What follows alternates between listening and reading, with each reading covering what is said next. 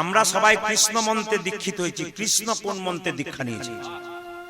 ভগবান। এবার বলে রাখি, রাধারানী মায়েরা, রাধারানীর কপালে তিলক থাকে না কেন? কৃষ্ণের কপালে তিলক থাকে, রাধার কপালে কেউ আপনাকে প্রশ্ন করতে পারে না। আপনি হিন্দু জাতি, কোন অন্য জাতির লোক যদি বলে রাধার কপালে ফোঁটা নাই, তিলক নাই, কৃষ্ণের কপালে ফোঁটা তিলক কেন, প্রশ্ন করতে পারে না রাধার কপালে তিলক নেই কেন?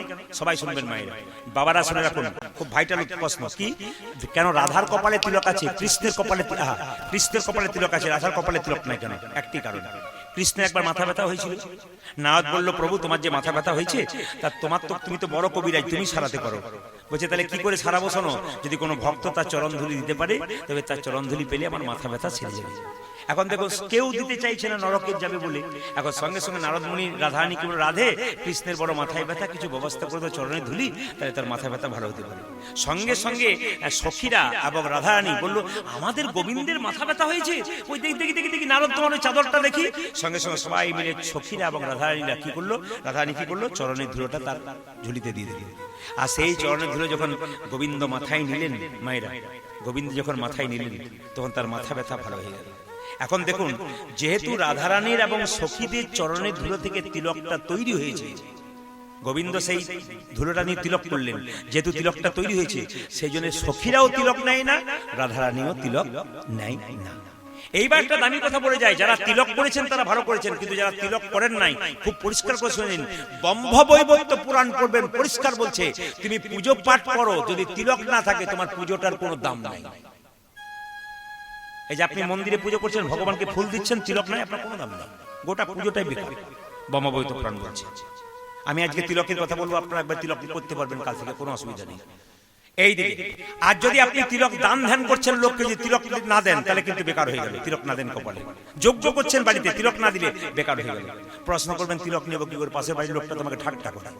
যেমন আমি যেখানে এখন বাস করি দুবরাজপুরে, তার পাশে একটি মেয়ে 24 বছরের বয়স, ও তিলক নেই, মালা নেই। পাশের বাড়ির মেয়েগুলো বরাবরই করে, বাবারে হারাধনের বই কি ঢং, দিদি তিলক পড়েছে, মালা পড়েছে। এ সবচাইতে লজ্জার ব্যাপার আমাদের এইটাই। কেন বলতে, আপনি পড়েছেন যাতে না পড়তে পারেন, তার জন্য খোঁচা মারবার জন্য বহু লোক আমাদের আছে। এই জন্য বারবার বলবো, বাবা যদি কেউ পড়েছেন তাকে পড়তে দিন, আপনি পড়তে পারবেন না, কোনো অসুবিধা নেই। তিলক শুনে রাখুন, এই যে তিলক দেখতে পাচ্ছেন আমার কপালে, 3টি তিলক মায়েরা। এই ডান দিকের দাগটা কি? ব্রহ্মা। বাঁ দিকের দাগটা কি? মহেশ্বর। মাঝখানে ফাঁকা দাগটা কি? বিষ্ণু।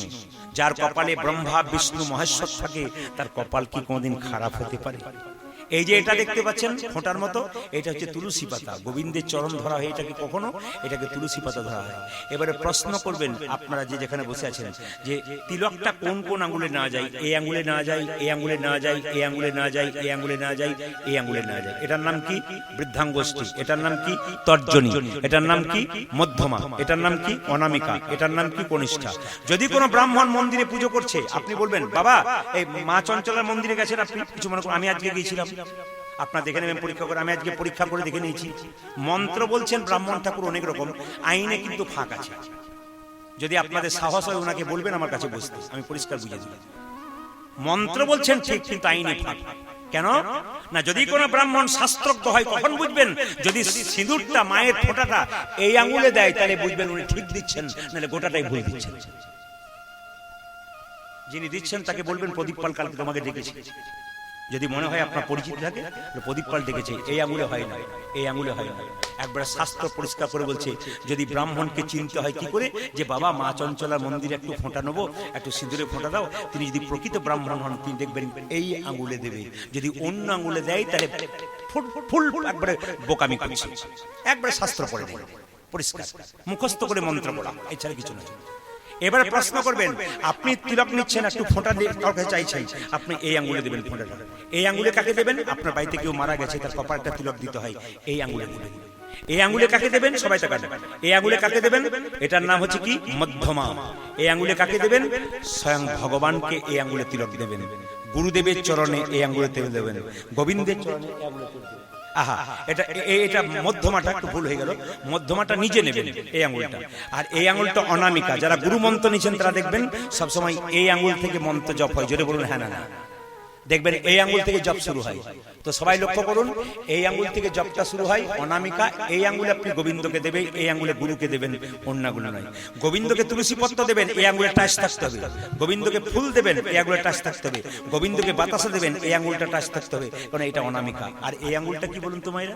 ভাইয়ের কপালে দিলাম ফোঁটা, যমুনা দে ভাইয়ের কপালে দিলাম ফোঁটা, জমের দুয়ারে পড়ল কাটা, যমুনা দেয় জমকে ফোঁটা, আমি দিই আমার ভাইকে ফোঁটা। যমুনার ফোঁটা পেয়ে জম হলো চিরজীবী, আমার ফোঁটা পেয়ে আমার ভাই হবে দীর্ঘজীবী। প্রত্যেকটি নিয়ম আছে, কিন্তু যদি এই নিয়মে কেউ করতে পারে তাহলে ঠিক আছে, আর নিয়ম যদি ফেল করে তাহলে এটা গুলো হরিবল। আমি যতগুলো কথা বলবো আমি শাস্ত্রের বাইরে বলবো না। কেউ তর্ক করতে গেলে আমি বই খুলে পরিষ্কার করে দেখাবো যে আমি কোথা থেকে বলছি, কোন জায়গা থেকে। আমার দম আছে বলে আমি বলতে পারছি, দম না থাকলে বলবো কেন? ওই যে যিনি ভুল করবেন তাকে ডাইরেক্ট বলতে পারবো, হ্যাঁ পরিষ্কার তিনি ভুল, কারণ আমি তো শাস্ত্রের কথা বলছি, আমি তো শাস্ত্রের বাইরে যাই। সবার কাছে নিবেদন মায়েরা, ভগবান শ্রীকৃষ্ণ বলছে মা, হ্যাঁ আপনারা যারা তিলক করবেন, মনে করছেন তিলক করতে লজ্জা করছেন, শাস্ত্র বলছে পুজো করছেন তো আপনি জল নেবেন, জল তিলক করে নেবেন। এইদিকে মায়েরা যদি মনে করেন তুমি তিলক করতে পারছেন না, তাহলে পুজো করবার সময় জল নেবেন, জল নিয়ে এই আঙ্গুলে তিলক করে নেবেন। জল তিলক করলে আপনার পুজো হয়। আপনি ভাবছেন আমার তিলক করে লোকে ঠাট্টা করবে বা লোকে কি মনে করবে বা আপনার কেমন লাগছে, কোনো দরকার নেই। আপনি এরকম করে হাতে জল নিলেন, জল নিয়ে এরকম যেমন তিলক করছি তিলক করে নিলেন, নিয়ে পুজো পাঠ করলেন, আপনার হয়ে গেল। এটা জল তিলক সাধারণত বলে দিয়েছে। ভগবান শ্রীকৃষ্ণের মাথায় একটি পাখির পালক ছিল, কাকের না কোকিলের? জোরে বলুন। ময়ূরের। ভগবান শ্রীকৃষ্ণের মাথায় ময়ূরের পালক ছিল কেন মায়েরা? তেতা যুগে যেতে হবে। রামচন্দ্র কত বছর যেন বনবাসে গেছিল? জোরে বলুন। 14 বছর। আচ্ছা কিছু মনে করবেন না, রামচন্দ্র 14 বছরে বনবাসে গেল কেন? কেন 13 বছরে গেল না? কেন 16 বছরে গেল না? 14 বছর কেন গেল? খুব শিক্ষার বিষয় কিন্তু। আপনারা সবাই বলেন রামচন্দ্র 14 বছর বনবাসে গেল, 14 বছরের জন্য কেন গেল? 13 গেল না, 12 গেল না, 16 গেল না, 14 কেন গেল? একটা ছেলে যদি ঘর থেকে বেরিয়ে চলে যায়, 12 বছর ঘরে না ফেরে, ওর কিন্তু সাধ্য কাজ ছাড়ানো যায়, ওকে মৃত বলে ঘোষণা করা যায়। 12 বছর মানে এক যুগ। শুনবেন সবাই, একটা ব্যক্তি যদি আপনার বাড়ি থেকে চলে যায়, 12 বছর পেরিয়ে যায়, আপনি তার সন্ধান না পান, অবশ্যই তার সাধ্য কাজ করে নিতে পারেন। এখন কই জানে রামচন্দ্র যদি 14 বছর বনবাস করা যায়, তাই 14 বছর মানে এক যুগ পেরিয়ে গেল, তারপর 2 বছর মানে রামচন্দ্রের টিকি থাকবে না, আমার ভরত কিন্তু রাজা হয়ে থাকবে। দেখুন কই বুদ্ধিটা দেখুন, মন্থরা কি বুদ্ধি দিয়েছিল, সবাই শুনবেন আপনারা। আচ্ছা মায়েরা, রামচন্দ্র 14 বছরের জন্য যখন বনবাসে গেল, সবাই তাকাবেন, তখন দেখবেন সীতাকে রাবণ হরণ করলো। জোরে বলুন হ্যাঁ না? তখন দেখবেন একটা পাখি বাধা দিয়েছিল, পাখিটার নাম কি? জোরে বলুন। জটায়ু পাখি। হ্যাঁ, তো জটায়ু পাখি যখন বাধা দিয়েছিল, রাবণ কি করেছিল? জটায়ু ডানাটা কেটে দিয়েছিল, দেয়নি? আচ্ছা জটায়ু যখন ডানাটা কেটে দিয়েছিল, জটায়ু যখন ছটফট করছিল, রামচন্দ্র বলে জটায়ু তোমার এই অবস্থা কি করলো? জটায়ু কেঁদে কেঁদে বললো, প্রভু আমি মাকে বাঁচানোর চেষ্টা করলাম অনেক করে, কিন্তু পারলাম না। ওই রাবণ আমার ডানাটা কেটে দিয়েছে, আমি আর বাঁচবো না। তবে প্রভু আমি যখন বাঁচবো না, মৃত্যুর আগে তোমার কাছে একটা বাসনা আছে। কি? আমি যেন জন্মে জন্মে তোমার চরণ লাভ করতে পারি, জন্মে জন্মে তোমার সঙ্গ করতে পারি। হরে কৃষ্ণ। আপনাদের বারবার বলবো, গোবিন্দের নাম শুনতেছে এই প্রার্থনা করে যাবেন, প্রভু যতক্ষণ কীর্তন শুনবো যেন জন্মে জন্মে তোমার নাম শুনতে পারি, যেন তোমার আসরে বসতে পারি। এই জন্য যেখানে হরিনাম হয়, যারা বসতে পারে তারা ভাগ্যবান, আর যারা বসতে পারে না তাদের দুর্ভাগ্য খুব, তাদের ভাগ্য খুব মন্দ, নইলে বসতে কেন পারে? এই দিকে তাকাবেন। তো সঙ্গে সঙ্গে যখন বলেছে যে আমি তোমার জন্মে জন্মে সঙ্গ লাভ করতে পারি, ভগবান বলল, শোনো জটায়ু, তুমি আগামী দাপরে কৃষ্ণ হব, তুমি হবে ময়ূর পাখি, তোমার পালকটা আমি মাথায় নেব। এইবার বলুন তো মায়েরা, কৃষ্ণ এরকম করে দাঁড়িয়ে থাকে, বলুন তো ময়ূর পালকটা বাম দিকে হেলে, ডান দিকে হেলে, না সোজা থাকে? জোরে বলুন, কোন দিকে? কোন দিকে? জোরে বলবেন। বাঁ দিকে হেলে থাকে। আচ্ছা বাঁ দিকে হেললো কেন? সোজা থাকলো না, ডান দিকে থাকলো না, কেন বাঁ দিকে হেললো? এই তত্ত্ব আছে। আসলে মায়েরা, একটা বাড়িতে অনেকগুলো মেয়ে থাকলে কাজ নিয়ে ঝগড়া হয়। তুই টিভি দেখবি বসে বসে, সিরিয়াল দেখবি, আমি কাজ করবো, ঝগড়া হয় না? ভগবানের শরীরে যারা আছে তাদের মধ্যে ঝগড়া হচ্ছে। ময়ূরের পালক আর পায়ের নুপুরের মধ্যে ঝগড়া হচ্ছে। ময়ূরের পালক বলছে পায়ের নুপুরকে, এই নুপুর তুই ছোট লোক আর আমি বড় লোক, আমি থাকি গোবিন্দের মাথায়, আমি হলাম বড় লোক, আর তুই হলি গোবিন্দের চরণে, তুই হলি ছোট লোক। দুজনের মধ্যে ঝগড়া হলে মাঝখান থেকে একজন বিচার করে বাঁশি কেঁদে কেঁদে বলল, ময়ূর পুচ্ছরে তুই বড় লোক নস, ও ছোট লোক নয়।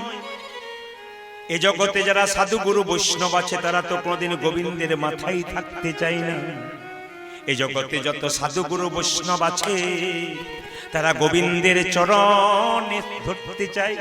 ওরে নুপুরি রে তুই যদি গোবিন্দের চরণে পেয়েছিস তবে তুই শ্রেষ্ঠ জায়গা পেয়েছিস। নুপুরে জিতং জিতং জিতং বাজে, জিতং জিতং জিতং জিতং জিতং জিতং বাজে, জিতং জিতং জিতং বাজে। গোবিন্দের রাঙা চরণে পেয়ে জিতং জিতং জিতং বাজে। গোবিন্দের রাঙা চরণ পেয়ে জিতং জিতং জিতং ওই যে গোবিন্দের রাঙা চরণে পেয়ে আর আনন্দ ধরে না রে, গোবিন্দের রাঙা চরণ ওই যে পেয়ে আর আনন্দ ধরে না রে। গোবিন্দের রাঙা চরণ পেয়ে আনন্দ ধরে না রে। জিতং জিতং জিতং বলে। মায়েরা এবার ময়ূরপুচ্ছের অহংকার ভেঙে গেল। নুপুরকে বলল, নুপুর রে, গোবিন্দ যখন গোচারণে যাবে তুই তো প্রতিদিন গোবিন্দের চরণ ধুলো মাখিস, আমি তো মাখতে পাই না। আমি বাম দিকে হেলে থাকবো আর তুই নুপুর কি করবি জানিস? তুই দিবি দিবি ধুলা উড়ায়ে দিবি হরি বল। করে নেব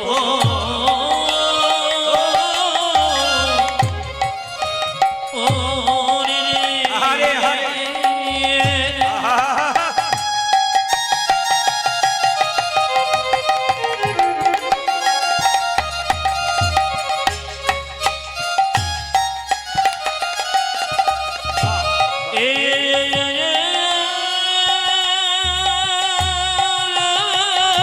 হরি বল, হরি বল।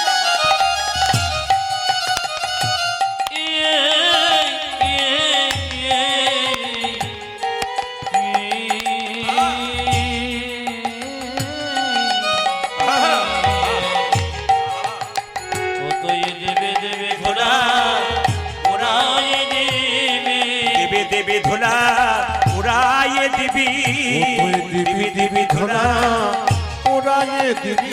আমি মাথা পেতে ধারণ করব, দিবি দিবি ধুলা উড়ায়ে দিবি, মাথা পেতে ওরে দিবি দিবি ধুলা উড়ায়ে দিবি, ওই মাথা পেতে ধারণ করব, দিবি দিবি ধুলা উড়ায়ে ওই দিবি, মাথা পেতে ধারণ করব। ও তুই দিবি দিবি ধরা উড়ায়ে দেবে। মায়েরা শাস্ত্র বলছে, বাসাংসি জিন্নানি যথা বিহায় নবানি ঘিন্নাতি নরহ পরাণী তথা শরীরানি বিহায় জিন্নান্নানি সংজাতি নবানি দেহি। ও মায়েরা, যে কাপড়টা আপনি পরেছেন, যে কাপড়টা আমরা পরেছি, ওটা যখন জীর্ণ হয়ে যায় তখন ওই কাপড়টাকে পরিবর্তন করে নতুন কাপড় পরি। বলুন তো, নতুন কাপড় পরলে আনন্দ হয় না দুঃখ হয়? জোরে বলুন, জোরে বলুন। আনন্দ। যিনি মারা যান তিনি তার জীর্ণ দেহ ত্যাগ করে নতুন দেহে যান, তার আনন্দ হয়। কিন্তু আমরা মায়াতে পড়ে আছি বলে আমরা দুঃখ পাই। একটা কথা খুব ভালো করে জেনে যান, বলছে মানুষের মৃত্যুর পরে তাকে দেখলেই বুঝতে পারবেন উনি স্বর্গে গেলেন না নরকে গেলেন। বইটার নাম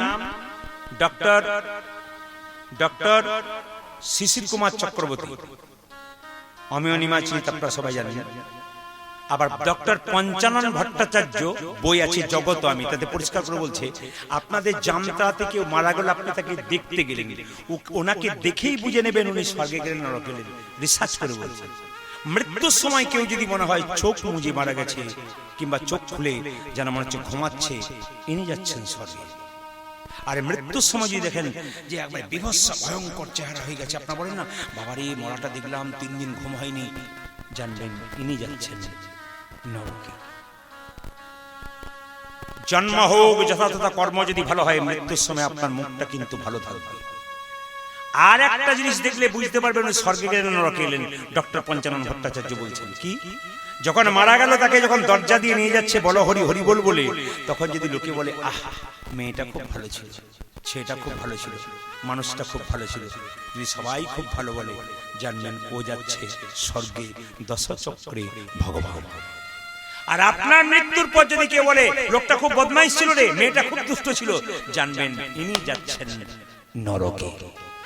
ভাগবত বলছে আমাদের শরীরে 9টা ছিদ্র দিয়ে প্রাণ বেরোয়, গুনবেন আপনারা। 7টা দরজা দিয়ে প্রাণ গেলে আপনি বুঝবেন উনি স্বর্গে গেলেন, আর 2টো দরজা দিয়ে প্রাণ গেলে ভাববেন উনি নরকে গেলেন। 7টা দরজা কোথায়? 2টো চোখ, 2টো কানের ছিদ্র, 2টো নাকের ছিদ্র, 1টি মুখের ছিদ্র। এই 7টা দরজা দিয়ে প্রাণ গেলে জানবেন ইনি স্বর্গে যাচ্ছেন। আর যদি মৃত্যুর সময় কেউ পায়খানা প্রস্রাব করে দেয়, জানবেন উনি নিম্নগামী, ভাগবত বলছে উনি নরকে যাচ্ছে। আচ্ছা, চোখ দিয়ে প্রাণ বেরোলো কি করে বুঝবেন? তাকিয়ে তাকিয়ে মরে, চোখ দিয়ে প্রাণ গেল। দেখবেন হাঁ করে মরে অনেকে, মুখ দিয়ে প্রাণ গেল। নাকের ফুটো যদি খসখসে হয়ে যায়, মোটা হয়ে যায়, জানবেন ওইদিকে প্রাণ গেল। কানের ফুটো খসখসে মোটা হয়ে গেল, ওইদিকে প্রাণ গেল। এই 7টা দরজা দিয়ে প্রাণ গেলে উনি স্বর্গে গেলেন, আর নিচের দরজা দিয়ে প্রাণ গেলে উনি নরকে গেলেন। এই জন্য বারবার বলবো, মানুষ কুলে জন্ম নিয়েছেন, জন্ম হোক যথাযথা, কর্মটি যেন আপনার ভালো হয়। মৃত্যুর সময় দেখবেন আপনি ভালো জায়গায় জায়গা পেয়েছেন। বাবা, এই যে আজকে অধীরা করে কীর্তন শুনছেন, এত সুন্দর ধৈর্য ধরে কীর্তন শুনছেন কেন? একজন মা কীর্তন শোনে কেন? সন্তানের মঙ্গলের জন্য। একজন বাবা কীর্তন শোনে কেন? সন্তানের মঙ্গলের জন্য। আপনাদের কাছে নিবেদন রইল, আমি গত কয়েকদিন আগে এক জায়গাতে কীর্তন করছিলাম, মালদা জেলাতে। তো ওই বাড়িতে একটা মেয়ে দেখছি ভগবানকে ভোগ দিচ্ছে ডান হাতে, সবাইকে সেবা দিচ্ছে ডান হাতে, কিন্তু সেবা বলতে কি, ভক্তদের সেবা দিচ্ছে ডান হাতে, কিন্তু নিজে ডান হাতে খাচ্ছে না, বাঁ হাতে খাচ্ছে। তো মেয়েটাকে জিজ্ঞেস করলাম, তুমি বাঁ হাতে খাচ্ছ কেন? তোমার তো ডান হাত রয়েছে, ডান হাতে খাচ্ছ না কেন? দিব্যি লোককে ভগবানকে ডান হাতে সেবা দিচ্ছ, তুমি খাচ্ছ না কেন? তোর মেয়েটি বলছে, আমার 7টা ছেলে মারা যাওয়ার পর একটি ছেলে হয়েছে, তো গোবিন্দকে বলেছিলাম, প্রভু যদি ছেলেটা আমার বেঁচে যায়, আমি ডান হাতটা তোমার সেবায় লাগাবো, বাঁ হাতটা চিরকাল সেবায় লাগাবো। একমাত্র মা যে যেখানে বসে আছে, একমাত্র মা সন্তানকে মঙ্গলের জন্য, মা কিন্তু সবচাইতে কষ্ট পায়। আর কষ্ট পায় কি? বাবা। বাবা হলো বাড়ির ছাদ, মা হলো খুঁটি। এই দুটো যেদিন চলে যাবে বাবা, সেদিন বুঝবেন সংসারে আপন জন চলে গেছে। যেখানে বসে আছে, মায়ের মতো আপন, বাবার মতো আপন পৃথিবীতে আর কেউ হয় না।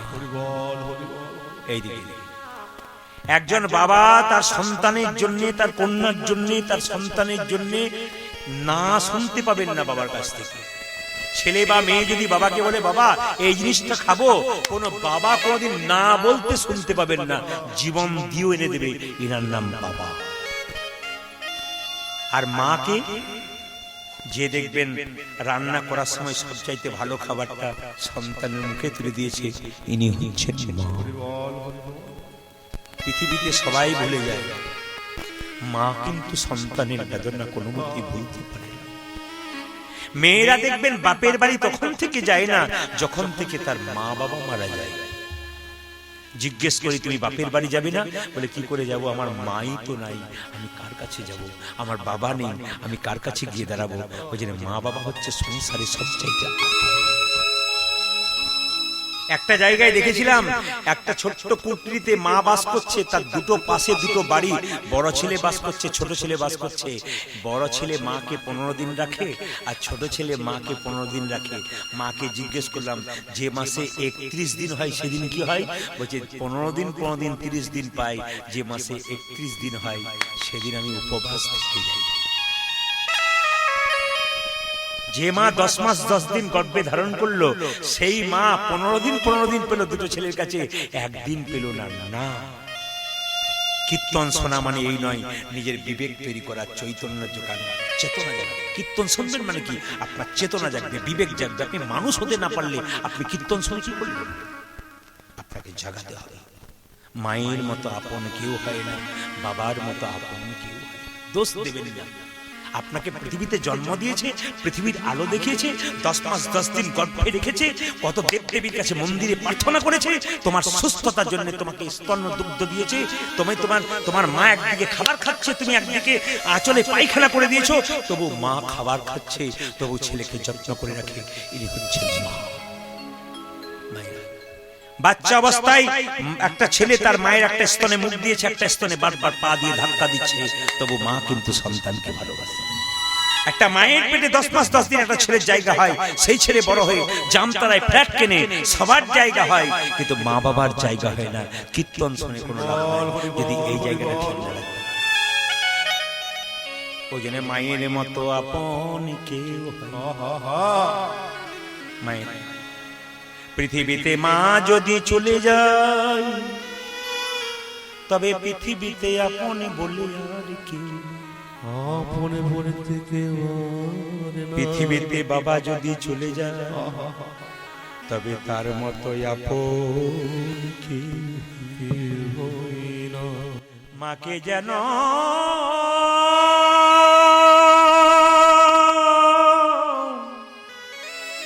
মাকে যেন কেউ কাঁদায়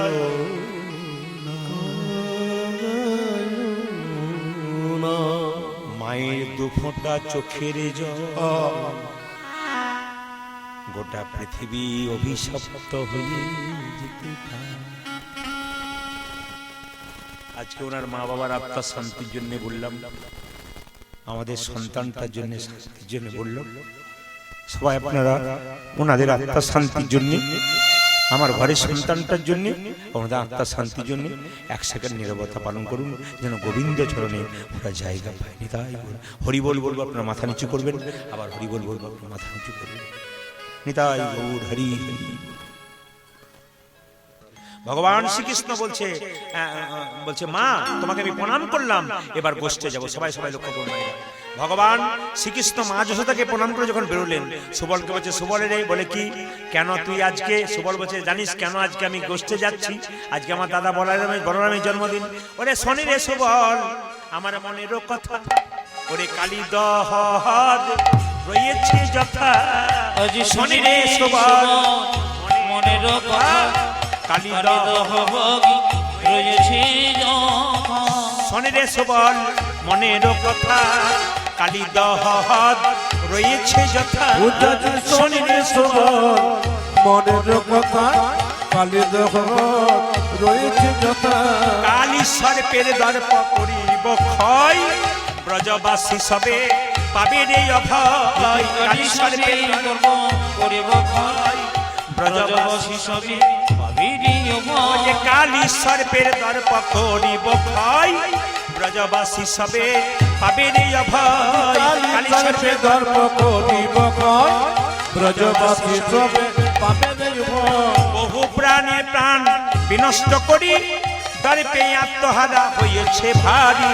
বহু প্রাণের প্রাণ বিনষ্ট করি, দর্পে আত্মহারা হয়েছে ভারী। বহু প্রাণের প্রাণ বিনষ্ট করি, দর্পে আত্মহারা হয়েছে ভারী। বহু প্রাণের প্রাণ বিনষ্ট করি, দর্পে আত্মহারা হয়েছে ভারী। সুবল, এই পথে চলা রে, এই পথে চলা রে, এই পথে চলা রে, এই পথে চলা রে। যে গোধানে গুলি লইয়ে এই পথে চলা রে, ধনে গুলিল যে এই পথে চলা রে। গোধানে গুলি লইয়ে এই পথে চলা রে। ধনে গুলি লইয়ে এই পথে চলা রে। সুবল, সুবল বলছে, না না ওই পথে যাব না, ওই পথে যাব না, ওই পথে যাব না, ওই পথে যাব না। আমার মা যশোদা করেছে মানা, ওই পথে যাব না। আমার যশোদা করিস মানা, ওই পথে যাব না। মা যশোদা করেছে মানা, ওই পথে যাব না। ওই মাতা সদা করেছে মানা, ওই পথে যাব কেন না। কেন কেন? ওইদিকে কালিয়ানা গাছে কৃষ্ণ বলছে, আমায় দেখাইয়ে দিবি রে, আমায় দেখাইয়ে দিবি রে, আমায় দেখাইয়ে দিবি। ওই আমায় দেখাইয়ে দিবি রে। ওই কালিনাকে দেখতে কেমন দেখাইয়ে দিবি রে, ওই গালি লাগে দেখতে কেমন দেখাইয়ে দিবি রে। কালিনাকে দেখতে কেমন নাক দেখিতে সাজা গেছে, গালি লাগে দেখতে নাক দেখিতে সাজা গেছে। কৃষ্ণের গায়ের রংটা কেমন? সবাই তাকান। কৃষ্ণের গায়ের রংটা কখনো নীল, চৈতন্য চরিতামৃতে বলছে কৃষ্ণের গায়ের রংটা, শুনবেন ভালো করে। আকাশে প্রচন্ড মেঘ আসে, এবার বৃষ্টি নামবে, ওই যে কালো মেঘ, অ্যাকচুয়ালি কৃষ্ণের গায়ের রংটা কিন্তু ওইটাই, কিন্তু কখনো তিনি নীলাভ হয়েছেন। এইবার দেখুন রাধারানী কি রঙের শাড়ি পরতো? মা নীল রঙের। কেন? কৃষ্ণ নীল, নীলকে মনে রাখবার জন্য। আর কৃষ্ণ কি রঙের ধুতি পরতো? পিত রঙের। গোবিন্দের গায়ে, রাধারানীর গায়ের রংটা কেমন? একবারে কাঁচা সোনার মতো, ওই জন্য পিত রং, মানে এই রঙের গোবিন্দ ধুতি পরতেন। একে অপরকে ভালোবাসে, ভালোবাসার চিহ্ন স্বরূপ। ভালোবাসা কাকে বলে? যার ভালো বাসা থাকে, যার বাসা ভালো তিনি ভালোবাসতে পারেন, যার বাসা ভালো নেই তিনি কোনদিন ভালোবাসতে পারেন। এই জন্য আমি একটু আগে বললাম না একাদশী করবেন, আমি বলি কি, নারী যদি নারীর মতো হয় পুরুষ উপরে ওঠে, আর নারী যদি অনারী হয় নিচে নেমে যাবে। নারী যদি নারীর মতো হয় তাহলে পুরুষ অনেক উপরে উঠবে, আর নারী যদি আনারী হয় পুরুষ নিচে নেমে যাবে। আমি আপনাদের পরিষ্কার বলে দিলাম, কোন নারী, একটা কথা ভালো করে শুনে রাখবেন, যে বিবেকানন্দ বলেছেন, a lamp does not burn without oil, so a man can not live without God. বিবেকানন্দের কথা, a lamp does not burn without oil, a man can not live without God. কি সুন্দর কথা বলেছেন। একটা ল্যাম্প যেমন তেল ছাড়া জ্বলতে পারে না, একজন মানুষ কিন্তু কি ভগবান ছাড়া বাঁচতে পারে না। আমি আপনাদের বারবার বলে যাই, আইনস্টাইন বিখ্যাত বিজ্ঞানী জীবনে আমিষ খায় না, নিরামিষ খেয়েছে। বৃন্দাবনে প্রেমানন্দ মহারাজের কাছে দুজন বসে আছে, দেখবেন ছবিতে ভালো করে। পৃথিবীর সবচাইতে বিখ্যাত ব্যাটসম্যান, তার নাম বিরাট কোহলি, যার নাকি দেশে দেশে বাড়ি আছে, যে নাকি কয়েক হাজার কোটি টাকার মালিক। সেই লোকটি প্রেমানন্দ চরণে স্বামী স্ত্রীতে বসে আছে, দুজনে তুলসীর মালা পড়লো। আর কোথায় শিখবেন? রাধে রাধে। আর কি শিখবেন আপনি? টাকা রোজগার করে আপনি কি করলেন? ওদের কাছে শিখুন, যার নাকি দেশে দেশে বাড়ি, সবকিছু চিন্তা ভাবনা বাদ দিয়ে তুলসীর মালা পড়ে প্রেমানন্দের চরণে বসে আছে। আর আমরা সামান্য একটা চাকরি করার পর গোবিন্দকে আমাকে একজন প্রশ্ন করছে যে প্রদীপবাবু ভগবান কোথায় থাকে? আপনি বলেন ভগবান ভগবান, তা ভগবান আমি খাই, আমি কর্ম করি, আমি খাই, ভগবান কি খেতে দেয়? ভগবান আছে, তার প্রমাণ আছে কি? আমরা শোন, তোর বাড়িতে জল আছে? বলছে হ্যাঁ। কোথায়? টাঙ্কিতে। বলে জল তুলিস কি করে? বলে মেশিনটাতে সুইচ টিপে দিই আর জল ওপরে উঠে যায়, আবার ওই কলটা টিপে দিই, জল গড় গড় গড় গড় করে পড়ে। বললাম ঠিক আছে, ওটা তুই সুইচ টিপিস, জল ওঠে, তারপর কল ধরে নিস, জল নিচে নামে। আচ্ছা বলতো, নারকেল গাছের উপরে যে গোল গোল ট্যাঙ্কি গুলো আছে, ওখানে জলকে ভরে দিয়েছে না? কি বলছেন? কথাগুলো বিচার করুন, কে জল ভরেছে? ভগবান আছেন। আপনি জন্ম নেবার পর কি খাবেন? হরলিক্স ল্যাকটোজেন কিনে এনেছেন নাকি? মায়ের স্তন দুগ্ধে ভগবান এমন মধুভাণ্ড যে পৃথিবীর কোথাও নাই। মায়ের দুধটা খুব গরম নয় যাতে বাচ্চা জিভ পুড়ে যাবে, মায়ের দুধটা খুব টক নয় যাতে বাচ্চা অম্ল হয়ে যাবে, মায়ের দুধটা খুব মিষ্টি নয় যাতে বাচ্চা সুগার হয়ে যাবে, মায়ের দুধটা খুব ঠান্ডা নয় যার জন্য বাচ্চা সর্দি লেগে যাবে। গাছের মধ্যে ফল, নদীর মধ্যে জল, তিনি আমাদের জন্য এত কিছু দিলেন, আমরা তার জন্য কিছুই করলাম না। বেঈমান দি গ্রেট। রাধে রাধে। একবার 100% বেঈমান। যিনি আমাদের জন্য এত কিছু করলেন, তার জন্য কিছু করতে পারলাম না, আমি বেঈমান।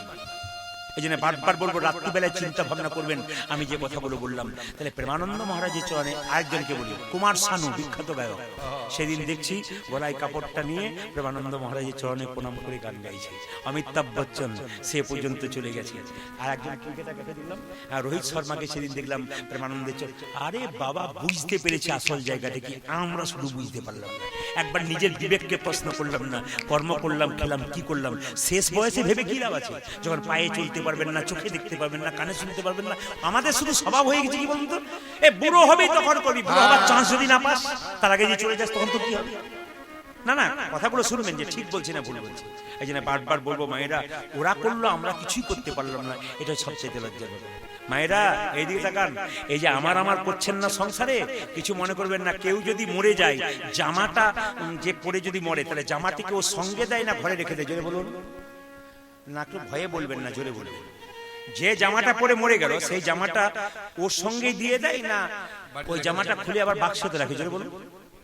ওর সঙ্গে দিয়ে দেয়। যে বিছানাতে শুয়ে মরেছে, ওই বিছানাটা ওর সঙ্গে দেয় না বাক্সের ভেতর ধুয়ে মুছে পরিষ্কার করে দেয়? জোরে বলুন। ওর সঙ্গে দিয়ে দেয়।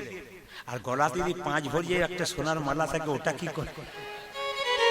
ওটা কি করে? তার বেলাতে দেখো, হ্যাঁ, এই অবস্থা সবার হবে। যতক্ষণ সংসারকে দেবেন, সংসার ভালোবাসছে, সংসারকে দেওয়া বন্ধ করুন। দেখুন, নিতাই গৌর হরি বল, আর কিচ্ছু না। একটা ছেলের জন্য বাবা প্রত্যেকদিন লজেন্স সাজে, 2 দিন আনা বন্ধ করুন, ছেলে বাবাকে বাবা বলা বন্ধ করবে। এ পৃথিবীর স্বার্থপর, শুধু নিতে চাই, দিতে চাই না। আমি বারবার বলবো, এত চেতনা জাগানোর পর যদি চেতনা না জাগে, ওটা আপনার ব্যক্তিগত ব্যাপার, আমার কিছু নাই। সবাই লক্ষ্য করুন। আমি শেষ একটা দারুণ উদাহরণ দেবো। আগে ভগবান দমন করুন কালিয়ানাগকে। সবাই মাথায় কাপড়টা নিন। পদ্ম ফুলের মতো জলে ঝাঁপ দিয়েছে কৃষ্ণ, তখন কালিয়ানাগ মনে মনে ভাবছে, যেন নীল কমল ভাস, যেন নীল কমল ভাসছে, যেন নীল কমল ভাসছে, ও যেন নীল কমল ভাসছে। ওই যে কালী দহের জলের মাঝে নীল কমল ভাসছে, ওই যে কালী দহের জলের মাঝে নীল কমল ভাসছে, ওই যে কালী দহের জলের মাঝে নীল কমল ভাসছে। কালিয়ানাগ মনে মনে ভাবছে, আমার তো স্বভাব দংশন করা, আজ দংশন করব না, ওকে পুচ্ছতে জড়াবো, ওকে পুচ্ছতে জড়াবো, পুচ্ছতে জড়াবো, ওকে পুচ্ছতে জড়াবো। দংশন করব না ভাই, পুচ্ছতে জড়াবো, আমি দংশন করব না ভাই, পুচ্ছতে জড়াবো। মৌপুচ্ছ খুব চালাক, জানে সোজা থাকলে গোবিন্দ বদন দেখবো, বাম দিকে থাকলে ডান দিকে থাকলে গোবিন্দ বদন দেখবো, কিন্তু বাম দিকে থাকলে আরেকজনকে দেখতে পাবো। কাকে বলুন তো মায়েরা? জোরে বলুন, জোরে বলুন। হ্যাঁ হ্যাঁ, সোজা থাকলে গোবিন্দের বদন দেখবো, আর ডান দিকে থাকলে সোজা থাকলে আমি গোবিন্দের বদন দেখবো, ডান দিকে থাকলে গোবিন্দ বদন দেখবো, কিন্তু বাম দিকে থাকলে কি করব? আমি রাধা বদন দেখতে পাবো, রাধা বদন দেখতে পাবো, রাধা বদন দেখতে পাবো, আমি রাধা বদন দেখতে পাবো। তাই তো বামে হেলে রইব, রাধা বদন দেখতে পাবো। আমি তাই তো বামে হেলে রইব, আমি রাধা হরি বল, ওই আমি তাই তো বামে হেলে রইব, রাধা বদন দেখতে ওই আমি তাই তো বামে হেলে রইব, রাধা বদন দেখতে ওই আমি রাধা বদন দেখতে পাবো। তবে কিছু মনে করবেন না, রাজার কটা স্ত্রী ছিল জোরে বলুন? একটু আগে শুনলেন চন্দ্রধ্বজ রাজার কটা স্ত্রী? 5টা নাকি? আচ্ছা দাঁড়ান, কটা স্ত্রী ছিল? এই জন্য কীর্তন শুনতে শুনতে মাঝে মাঝে প্রশ্ন করলে বোঝা যায় কেমন কে শুনছে। কটা স্ত্রী ছিল? হ্যাঁ, দুটো এই দিক থেকে বলেছে, ওইদিকে দুটো বলেছে, দু একজন 3টে বলছে। বেশ, ঠিক আছে, দুটো। আচ্ছা, এরা দুজন সতী নারী ছিল। কিছু মনে করবেন না। সতী নারী কাকে বলে কারো জানা আছে? বলবো না, বাদ দিয়ে দেবো, বলে দিই। সতী নারী বলে তাকে সকালবেলায় ঘুম থেকে উঠে স্বামীর চরণ ধরে যে প্রণাম করে। সতী নারী কাকে বলে? সকালবেলায় ঘুম থেকে উঠে যে স্বামীর চরণ ধরে প্রণাম করে। আপনারা এতজন মায়েরা আসছেন, কে কে স্বামীকে সকালে প্রণাম করে হাত তুলে দেখেন? ভেবে তুলেছেন তো? যারা তুলছে তারা দেখে নিন স্বামীকে প্রণাম করে কিনা। আমি বলেছি সকালবেলায় ঘুম থেকে উঠে যে স্বামীকে প্রণাম করে তাকে সতী নারী বলে। এতদিন পরে দাদারা বলছে আপনি এতদিন পরে আমাদের হয়ে বলেছেন, কেউ বলে না।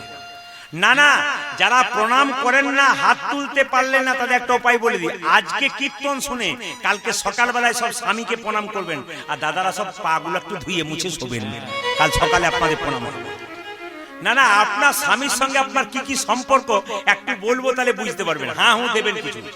আপনার স্বামী আপনার গুরু হয়। তোমরা শব্দ করে বলুন তো। আচ্ছা আচ্ছা আচ্ছা, আপনার স্বামী আপনাদের গুরু হয়। বলুন বলুন। কালকে ফতেপুরে একসঙ্গে 10,000 মানুষ বলেছিল। হ্যাঁ, আপনার বলুন, আপনার স্বামী আপনার গুরু হয়। দাদারা বলছে কি যে হয় বাড়ি না গেলে বুঝবেন না, না কি বলছে? আচ্ছা, আপনার স্বামী আপনার দেবতা হয়। বাবারে, তাহলে তো হলো আর কি। আপনার স্বামী আপনার রোগের ওষুধ হয়, মেডিসিন দোকান বন্ধ হয়ে যাবে। আচ্ছা, আপনার স্বামী আপনার বাবা হয়।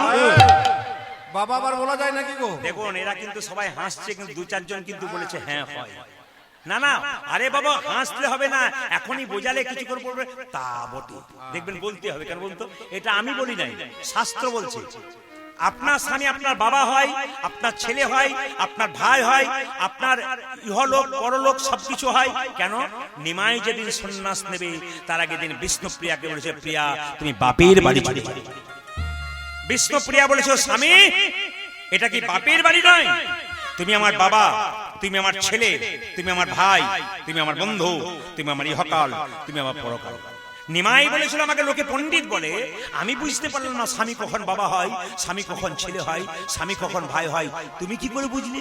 বিষ্ণুপ্রিয়া বলছে, স্বামী তুমি যেমন পণ্ডিত মানুষ, আমার বাবাও পণ্ডিত। বিষ্ণুপ্রিয়ার বাবার নাম কি ছিল মায়েরা? সনাতন মিশ্র। বলছে আমার বাবার কাছ থেকে শিখেছি স্বামী কখন বাবা হয়, কখন? অন্নদানে পিতা সম, রতিদানে পতি। অন্নদানে পিতা সম, রতিদানে পতি। এই যে মেয়েদের যখন বিয়ে হয় না, অন্ন জোগাড় করে কে? জোরে বলুন। বাবা, তাই তো? আর বিয়ে হয়ে গেলে কে জোগাড় করে? স্বামী। অন্নদানে পিতা সম, রতিদানে পতি। অন্নদানে পিতা সম, রতিদানে পতি। এই যে আপনার স্বামী আপনার ছেলে হয় কখন? পিণ্ডদানে পুত্র সম, অগতির গতি। ওই যে পিণ্ডদানে পুত্র সম, অগতির গতি। ওই যে পিণ্ডদানে পুত্র সম, অগতির গতি। পিণ্ডদানে পুত্র সম, অগতির গতি।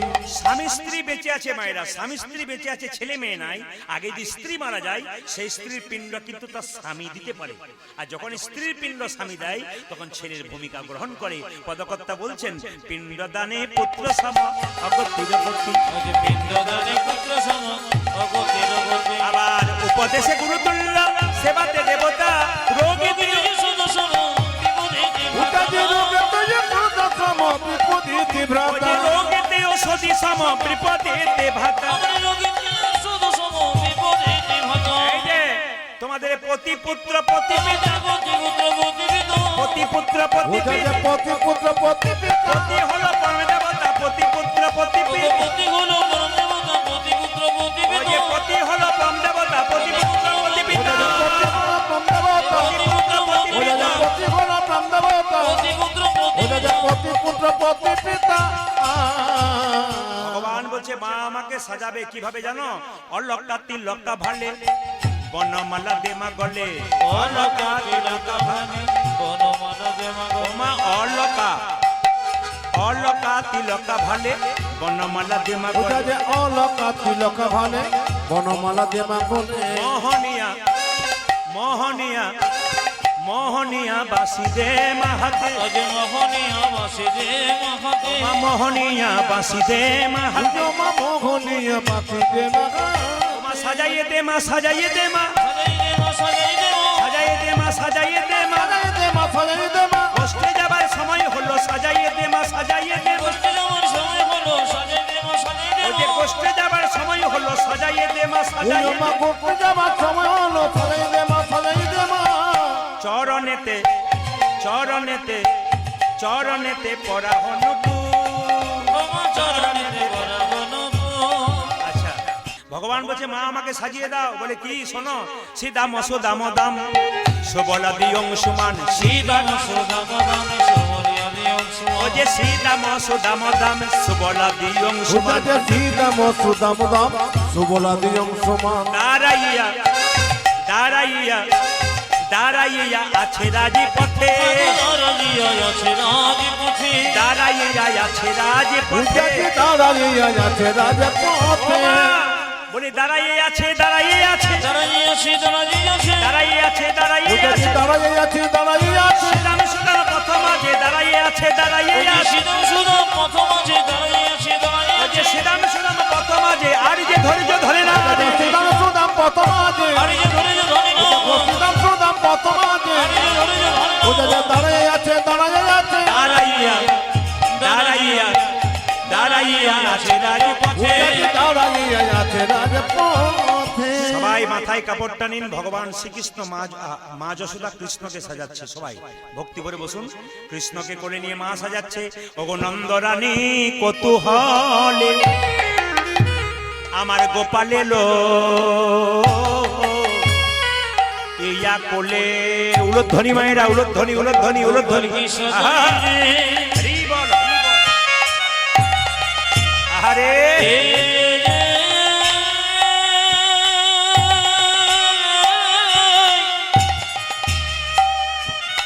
আহা!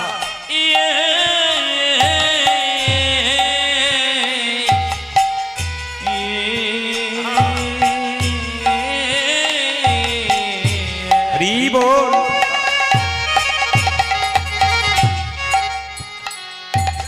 নন্দরনে কত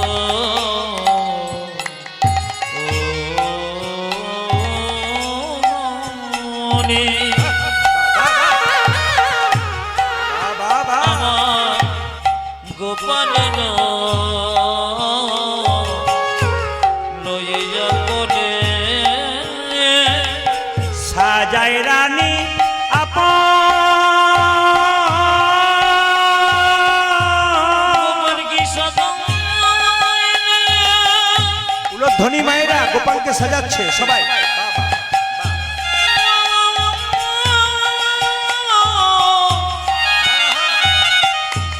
নন্দ হেরানে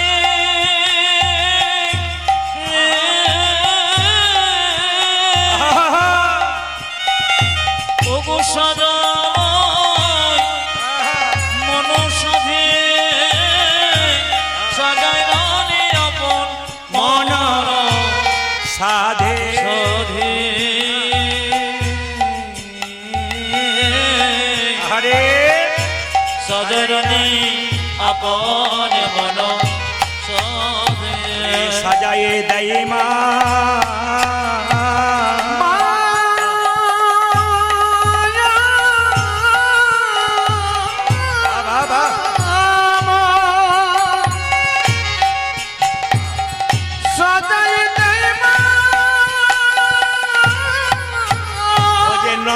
নন্দরানী নিজ গোপালকে সাজাইয়ে দেয় নন্দরানী নিজ গোপালকে সাজাইয়ে দেয় নন্দরানী মন সাধে সাজাইয়ে দেয় নন্দরানী মন সাজে সাজাই দেবা নন্দরানী মন সাধে নিজ গোপালকে কোলে লয়ে নন্দরানী মনে সাজে নিজ গোপালকে কোলে লয়ে নন্দরানী মনে সাজে নিজ গোপালকে কোলে লয়ে নন্দরানী মনে সাজে নিজ গোপালকে কোলে লয়ে নন্দরানী মনে সাজে নিজ গোপাল আজ সাজাই দেবা ওগো সাজাই রানী আপন মন সাধে সাজাই রানী আপনে মন সাধে সাজাই রানী আপনে মন গোবিন্দ গোষ্ঠে যাবে।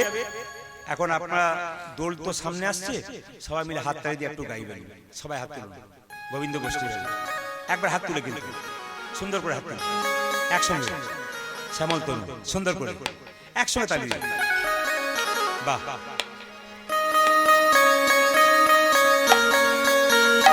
বাহ,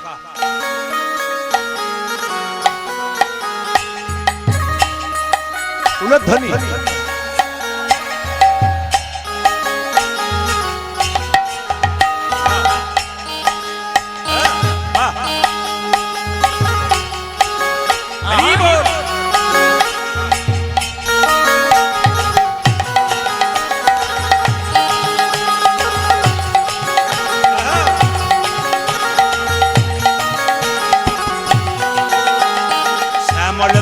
যে হলো আবিরেতে লাল, আবিরেতে লাল, হোলি খেলেছে আমার ব্রজের গোপাল।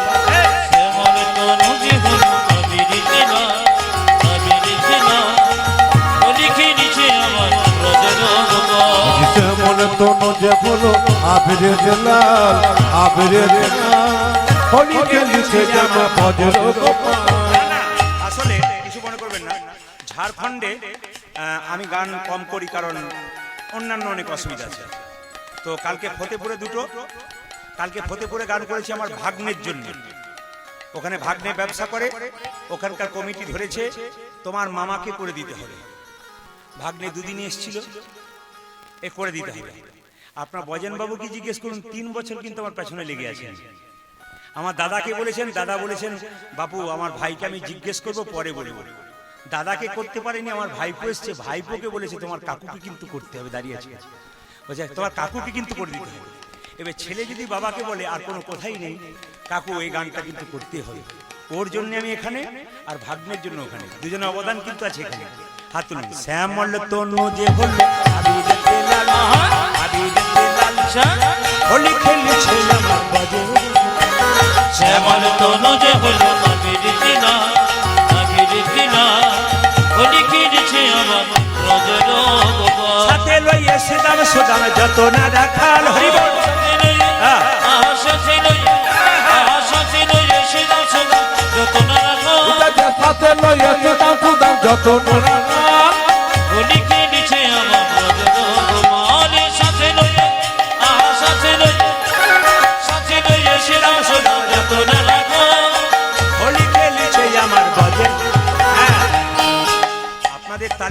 আপনাদের তালি জোর আছে। অন্য জায়গাতে যখন গান বাজনা করি না, মানে বড় বড় শহর বাজারে সব টেবিল চেয়ারে বসে সব কীর্তন শুনতো, ও দিদি হাত তালি দিন, সাথে লইয়ে সেদাম সুদাম, কি প্রেম বাবা, মানে ক্লাসিক্যাল তালি।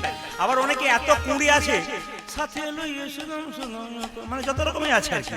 কিন্তু আপনাদের ভালো দেখতে পাচ্ছি, আপনারা সবাই হাত তুলে তালি দিচ্ছেন। সাথে লইয়ে সেদাম সুদাম যত না রাখাল। ও সাথে লইয়ে সেদাম সুদাম যত না রাখাল। ও যে সাথে লইয়ে সেদাম সুদাম যত না রাখাল। সাথে লইয়া সেদাম সুদাম যত না রাখাল। হোলি খেলেছে আমার ব্রজের গোপাল। শ্যামল তনু যে হলো আবিরেতে লাল, আবিরেতে লাল, হোলি খেলেছে আমার ব্রজের গোপাল। শ্যামল তনু যে হলো আবিরেতে লাল, আবিরেতে লাল, হোলি খেলেছে আমার ব্রজের গোপাল। রাধারে রং দেবে বলে ধরিল পিচকারি, ধরিল পিচকারি, লাল রঙে রাগাইল নীল রঙে সালা। আজি রাধারে রাধারে রাধারে দেবে বলে ধরিল পিচকারি, ধরিল পিচকারি,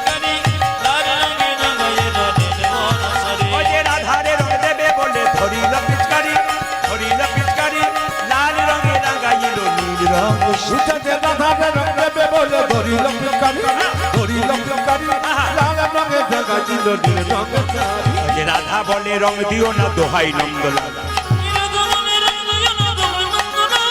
রাধা বলে রং দিও না দোহাই নন্দলাল উচাতে রাধা বলে রং দিও না দোহাই নন্দলাল হোলি খেলেছে আমার বাজের উলুধ্বনি শ্যামল তনুজ হলো আবির চেনা হোলি খেলেছে আমার ব্রজের গোপাল উচাতে তাই গৌর হরি হরি বল। শ্যামল তনুজে হলো আবির তেলাল হোলি খেলেছে আমার বাজের গোপাল শ্যামল তনুজে হলো আবির তেলাল হোলি খেলেছে আমার বাজের আরে নাক দেখিতে সাজতে কানে নাকি দেখে ওলে নাক দেখিতে সাজতে আজ কানে নাকি দেখে ওলে নাক দেখিতে সাজতে দেখা যায় বিবিরে কৃষ্ণ খুব চালাক বলছে আমাকে দেখিয়ে দে আমি দেখে এসে কি করব তোদেরকে ও বলিব তোদেরকে হো বলিব হ্যাঁ তোদেরকে ও বলিব আজি তোদেরকে হো বলিব যে কালিনা আগে দেখতে কেমন তোদেরকে ও বলিব ওরে কানে নাকি দেখতে কেমন তোদেরকে হো বলিব কালিনা আগে দেখতে কেমন নাক দেখিতে সাজা কিছে কানে নাকি দেখতে কেমন নাক দেখিতে সাজা কিছে কানে নাকি দেখতে কেমন নাক দেখিতে সাজা আজ কিছে কানে নাকি দেখতে কেমন নাক দেখিতে সাজা আজ কিছে কানে নাকি দেখতে তখন নাক দেখিতে আমি তোদেরকে হো বলিব বেশ বেশ আজকে গোবিন্দ গোচারণে থেকে একবারে গোষ্ঠে চললেন কালিনাগকে দমন করবার জন্য এবার কালিনাগ দমন হবে সবাই মাথায় কাপড়টা নিন একবার ভক্তি করে দাদা ভাইরা যারা এসেছেন মাথায় যা যা আছে আপনাদের একটা কিছু নিন যদি থাকে না থাকলে মাথায় একবার হাত দিয়ে আপনারা প্রেম সে বসুন সবার কাছে নিবেদন রইল একটা কথা আপনাদের বলি এখন উপরে উঠে কেউ পয়সা দিতে আসবেন না কীর্তন চলাকালীন উপরে উঠে কেউ পয়সা দিতে আসবেন না একে দৃষ্টিকটু দ্বিতীয় হচ্ছে কীর্তনে ডিস্টার্ব হয় মা এসছেন ভালো করেছেন আর কেউ আসবেন না জোরে বলুন রাধা রানী কি শ্যামসুন্দর কি মদন মোহন কি হরিবাসর কি সাধুগুরু বৈষ্ণব কি প্রেম সে বলো নেতায় চাঁদ কি গৌর হরি কি আচ্ছা বেশ বেশ আস্তে আস্তে তাতি নামুন মাইরা হরে কৃষ্ণ বেশ আপনাদের ভেতরে কালিয়ানাগকে দমন করতে গেলে একটি কাজের জন্য আপনাদের দায়িত্ব দিয়ে যাব এখন আমি পরীক্ষা করে দেখব আপনাদেরকে তারপর বলবো আপনারা কে কে করতে পারেন মাইরা একাদশী কারা কারা করেন হাত তুলুন এতজন বাহ বাহ বাহ আপনাদের প্রণাম জানাই হাত নামান আচ্ছা মায়েরা আস্তে আগামী 14ই ফাল্গুন একটি একাদশী আসছে ওই একাদশীটার নাম হচ্ছে আমলকি একাদশী এইদিকে দিকে দেখুন একাদশী কেন করবেন একটু শুনবেন বিজ্ঞান বলছে যে মেশিন যেমন 7 দিন চলতে চলতে একদিন রেস্ট দিলে মেশিনটা আরো শক্তিশালী হয় যেমন দেখবেন একটা কোম্পানিতে মেশিন চলছে 7 দিন একদিন ছুটি থাকে তার মানে কি জোরে বলুন তার মানে কি মেশিনটাকে রেস্ট 15 দিন পর পর আপনারা এই মেশিনটাকে রেস্ট দেবেন এই মেশিনটা শক্তিশালী হবে এত সোজা নয় পূর্বপুরুষরা এমনি তৈরি করে নেয়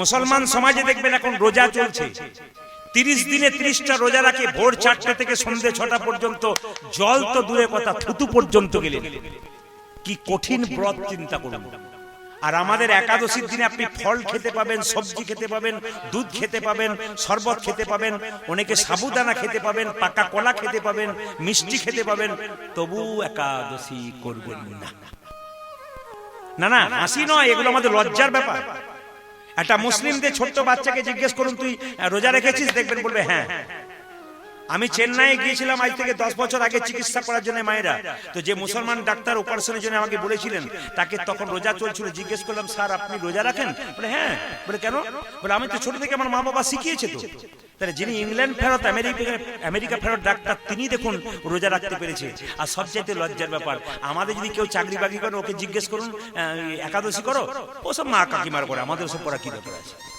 না না হাসি নয় এটা আমাদের লজ্জা বিচার করবেন আমার কথাগুলো এগুলো আমাদের লজ্জা বড় বড় অফিসারকে জিজ্ঞেস করবেন একাদশী করেন ওসব ভাত ধাই না ও বুঝি না কি জিনিস তার মানে মা বাবা বোঝাই না আমি আপনাদের বলতে চাই শান্তি যদি পেতে চান আপনাদের কাছে নিবেদন রইল অন্তত আপনাদের একাদশী প্রতি মাসে 2টো করে করা দরকার আছে একাদশী করবেন কেন একটু শুনে একাদশী করবেন কেন একদিন পাপ কেঁদে কেঁদে বলল ভগবানকে প্রভু একাদশীর দিনে যদি পাপ কেউ না খায় তাহলে একাদশী যদি অন্ন খায় তাহলে পাপ হয় তাহলে আমি কোথায় যাব বলছে যদি কেউ অন্ন খায় তবে পাপ হয় অন্নের মধ্যে তুমি থাকবে এই জন্য অন্নের মধ্যে পাপ লুকিয়ে থাকে।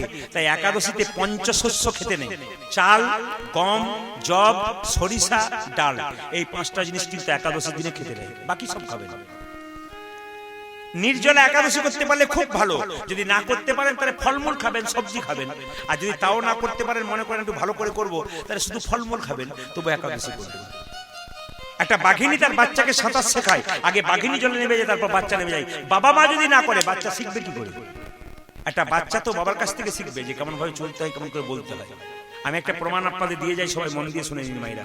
মা যদি ভালো হয়, মায়ের আচার যদি ভালো হয়, তাহলে বাচ্চার বিচার ভালো হয়। বাবা সব সময় পয়সার জন্য বাইরে ঘুরে বেড়ায়, মাকে দায়িত্ব নিতে হবে ছেলে মেয়েকে মানুষ করার জন্য। সবাই টাকা দেবে। একটি মেয়ের 18 বছর বয়স, বিয়ে হয়ে গেল, কাঁদছে, কেঁদে বলছে, মা বাবা তোমাদের ছেড়ে থাকবো কি করে? সঙ্গে সঙ্গে মা বাবা বলছে, খুকি তুই কাঁদিস না, 1 মাস পর পর তোর কাছে যাবো, তবে তোর কাছে একটা নিবেদন রইল। বলে কি?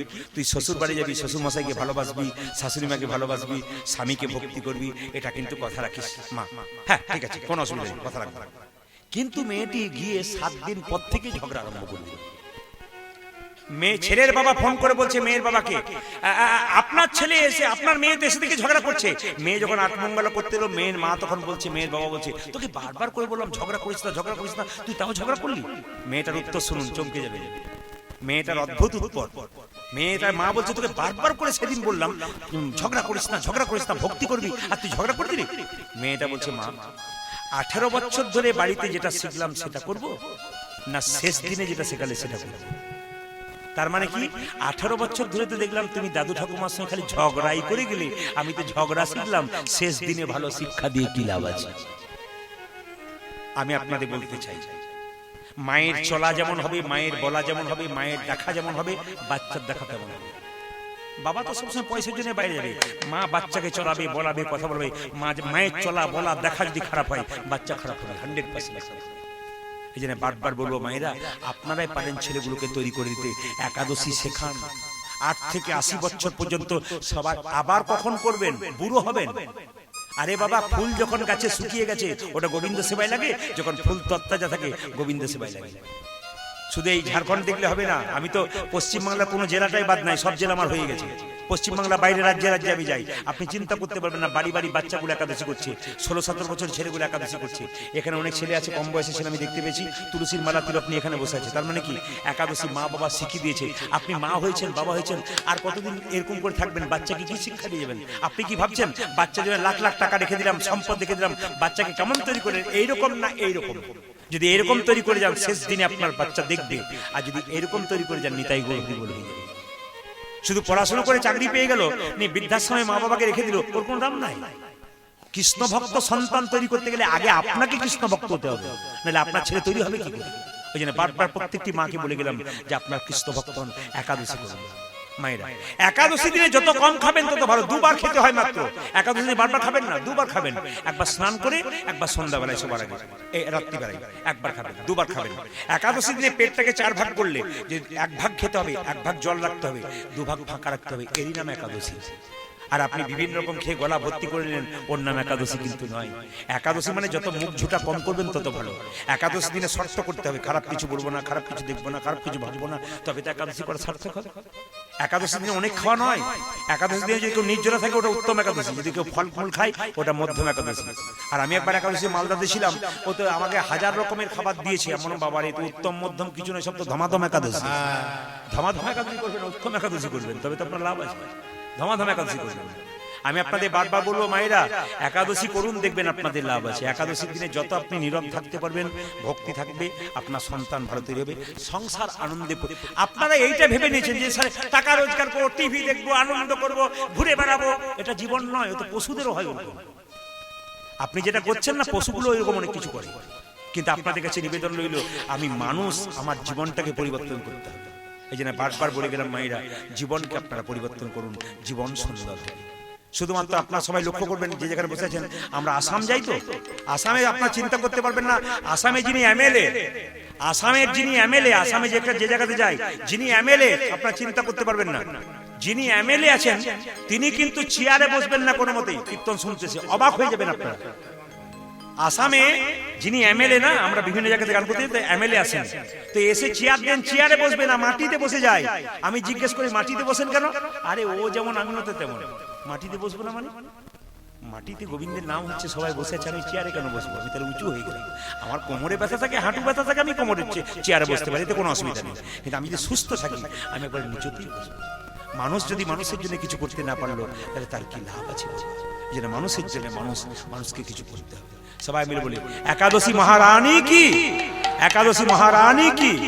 হ্যাঁ, আপনাদের সভাপতি সাহেব এসেছেন, খুব ভালো মানুষ কিন্তু, কারণ আমি যখন কলস নিয়ে যাচ্ছিলেন তখন উনি কিন্তু আমার সঙ্গে সঙ্গে যাচ্ছিলেন। আবার একটা ভালো জিনিস ওনার দেখলাম, যাকেই দেখছেন তাকে হাত ইশারা করছেন, এই একটা ভালো জিনিস। মানে কোনো অহংকার নেই, ভক্তি আছে, প্রেম আছে, ভাব আছে, এই জিনিসটা থাকুক চিরকাল, এটা আমরা চাইবো। একবার ওনার দিনে সবাই মিলে একটা নিতাই গো হরি হরি। ভালো মানুষ ভালো জায়গাতেই থাকবেন, এরা সবসময় চাইবে। মায়েরা ভগবান শ্রীকৃষ্ণ, আচ্ছা আমলকি একাদশী কিন্তু 14ই ফাল্গুন। আপনারা যদি আমলকি ফল কিনে গোবিন্দকে দিতে পারেন আর সেই ফলটা সেবা করতে পারেন, তবে আমলকি একাদশী সার্থক হবে। ব্রহ্মবৈদ্য পুরাণ বলছে যে আমলকি গাছটা হচ্ছে পৃথিবীর প্রথম গাছ, ওই জন্য আমলকি একাদশী দিনে আমলকিকে স্মরণ করতে হয়। সবার কাছে নিবেদন রইল, যে যেখানে বসে আছেন, ভগবান শ্রীকৃষ্ণ কি করছে মায়েরা? কালিনাগকে দমন করবার জন্য কালীদহের জলে ঝাঁপ দিয়েছে। হেরি যদু নন্দন দুষ্ট সর্প বিনাশন, হেরি যদু নন্দন দুষ্ট সর্প বিনাশন, হেরি যদু নন্দন দুষ্ট সর্প বিনাশন, উদয়গিরি যদু নন্দন দুষ্ট সর্প বিনাশন, চড়িলেন চড়িলেন চড়িলেন কদম্বের ডালে, চড়িলেন কদম্বের ডালে, চড়িলেন কদম্বের ডালে, চড়িলেন কদম্বের ডালে, কদম্বের উপরে চড়ি ঘনমাল ষাটি মারি, কদম্বের উপরে চড়ি ঘন মারো শাসনারি, কদম্বের উপরে চড়ি উলধ্বনি,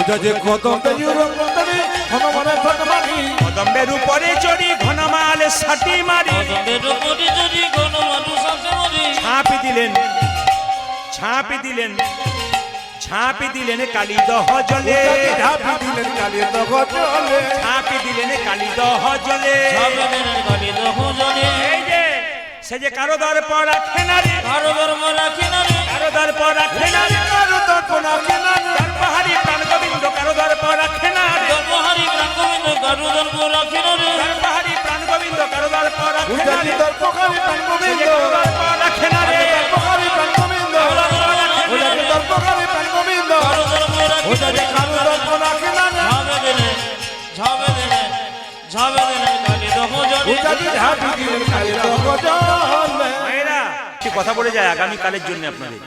আগামী কাল কিন্তু 6:30টায় গান শুরু হবে, কারণ আমি রাত্রিবেলায় আমাকে চলে যেতে হবে, কারণ আমার অন্য জায়গায় আবার গান আছে দূরে, ওই জন্য আমাকে বেরোতে হবে। তাই আপনাদের কাছে বললাম কালকে আর দেরি করবেন না, যে দেরি করবেন সে কিন্তু ফাঁকি যাবে।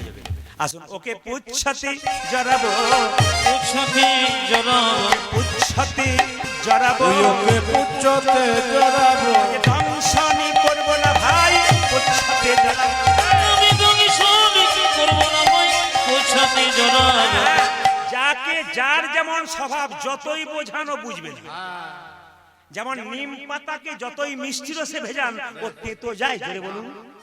যার যেমন স্বভাব। কালীনাগ মনে মনে ভাবছে আমার স্বভাব তো দংশন করা, আমার স্বভাব তো প্রেম দেওয়া নয়, আমি দংশনই করবো রে, ওই আমি দংশন করিব রে, আমি দংশনই করবো রে, আমি দংশনই করবো রে, ওই পুচ্ছতে জড়াবো না, দংশনই করবো রে, আমি পুচ্ছতে জড়াবো না, দংশন করব রে, পুচ্ছতে জড়াবো না, দংশনই করবো রে। আমি উৎসবে জড়াবো না, দংশনই করবো রে, কৃষ্ণঙ্গে কালীনাগ হানিছে দংশন, হানিছে দংশন, পাষাণ সমান কৃষ্ণ হইল তখন।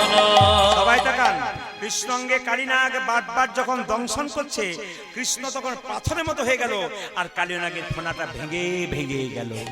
ভগবান কি করলেন মায়েরা? কালীনাগের মাথায় চাপলো বৈষ্ণবের আশীর্বাদে।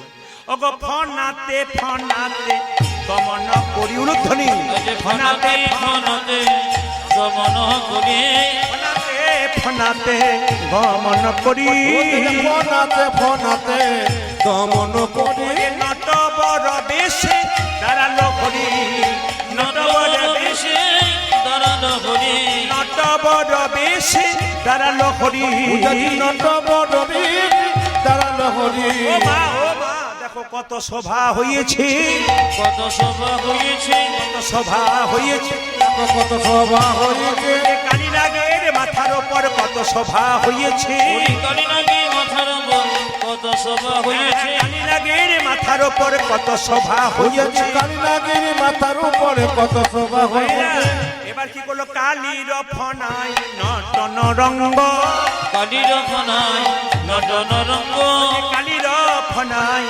নটন রঙ্গ কালীর ফনায় নটন রঙ্গ হেরি তনু জানু জীবন সঙ্গ হেরি তনু জানো জীবন সঙ্গ হেরি তনু জানু জীবন সঙ্গ জানো জীবন সঙ্গ এরা কৃষ্ণ কালীনাগের মাথায় পা দিয়েছে বিশুদ্ধার করেছে বিশ্বকার করিছে বিশুদ্ধার করেছে বিশুদ্ধকারে করিছে ওই যে গোবিন্দের চরণতলে বিশুদ্ধার করেছে ওই গোবিন্দের চরণে তলে বিশ্বকার করিছে গোবিন্দের চরণতলে বিশুদ্ধার করেছে গোবিন্দের চরণ তলে বিশুদ্ধকারে এই করিছে যে গোবিন্দের চরণ তলে কালিয়নাগ বিষ দিচ্ছে কালিয়নাগ বলছে হ্যারে কৃষ্ণ বলছে হ্যারে কালিয়নাগ লোকে আমার চরণে পেলে ফুল দেয় পুষ্প দেয় তুই বিষ দিলি কালিয়নাগ বলছে আমি যা আছে তাই দিলাম যাচ্ছে তা দিল আমি যা আছে তাই ওই দিলাম আমার যাই আছে তাই দিলাম ওই যে গোবিন্দ তোমার শ্রীচরণে যা আছে তাই দিলাম গোবিন্দ তোমার শ্রীচরণে যাচ্ছে তাই দিল গোবিন্দ তোমার শ্রীচরণে যা আছে তাই দিলাম গোবিন্দ তোমার শ্রীচরণে যাই আছে তাই দিলাম কালিয়নাগ কেঁদে কেঁদে বলছে ওগো গোবিন্দ আমার বিষ তুমি আমাকে দিয়েছো আমি বিষ দিলাম তুমি যদি অমৃত দিতে আমি তোমাকে অমৃত দিতাম তবে তুমি তো অমৃতময় গোবিন্দ ইচ্ছা করলে বিষকে আমার অমৃত করে নাও আমি যাচ্ছে তাই দিলাম যাচ্ছে তাই দিল হ্যাঁ যাচ্ছে তাই ওই দিলাম আমার যাই আছে তাই দিলাম ওই যে গোবিন্দ তোমার শ্রীচরণে যাচ্ছে তাই দিলাম গোবিন্দ তোমার শ্রীচরণে যাচ্ছে তাই দিল এই, তোর কি দেবার মতো কিছু নেই বলে হ্যাঁ আছে প্রত্যেকটি মণিতে একটা করে ফণি আছে ওই ফণি তোমাকে দেবো ওগো ফণি মণি গণ হইয়া ভিত মনি মনি গণ হইয়া ভীত ফণি মণি গণ হইয়া ভিত মনি মনি গণ হইয়া ভিত যে শ্রীকৃষ্ণ চরণে হইল নত শ্রীকৃষ্ণের চরণে হইয়া নত যে শ্রীকৃষ্ণ চরণে হইল নত শ্রীকৃষ্ণ চরণ হইল নত মা চরণ পূজা করিছি চরণ পূজা করিছে হ্যাঁ চরণ পূজা করিছি চরণ পূজা করিছে ফণি দিয়ে চরণ পূজা করেছে মাথারে মনি দিয়ে চরণ পূজা করিছে আরে মণি দিয়ে হরি হরি হরি বলে মাথারে মনি দিয়ে হরি হরি হরি বলে মাথারে মনি দিয়ে হরি হরি হরি বলে মাথারে মনি দিয়ে হরি হরি হরি বলে মাথারে মনি দিয়ে হরি হরি হরি বলে চরণ পূজা করিছে আপনারা যেভাবে এঁটে সেটে বসছেন তাতে আমার তো মনে হচ্ছে আজকে উঠবেন না নাকি প্রসাদ প্রসাদ আছে এই বলে সিদ্ধান্ত নিয়েছেন উঠবেন না ঘর যাবেন না এ খুব কঠিন ব্যাপার ওঠে এ তো সব জায়গায় যে কালকে 15-20 হাজার লোক হয়েছিল আমি বললাম উঠবেন না রাত্রিবেলায় ওদের গান হচ্ছে 9টায় 12:30 বেজে গেছে উঠবেন না বলে না উঠবো না উঠেই না তা আসুন প্রসাদ আছে সবার জন্য নাকি নাকি প্রসাদ আছে তো আপনার সবাই প্রসাদ পান আমি কিন্তু আপনাদের অনেক ভেতরে আশা রয়ে গেল আমি কাল 6:30 আরম্ভ করবো আজও 6:30 আরম্ভ করেছি সবার কাছে নিবেদন রইল মায়েরা মা যশোদা এলেন গোবিন্দকে কোলে নিলেন তুমি আনন্দন বহন শ্যাম সুন্দর নয়ন অভিরাম চরণে শরণ নীলা ধন্য ত্রিভুবন ধাম হরি আনন্দন ভবন অনসা সুন্দর নয়ন নয়ন অভিরাম অভিরাম চরণে শরণ নীলা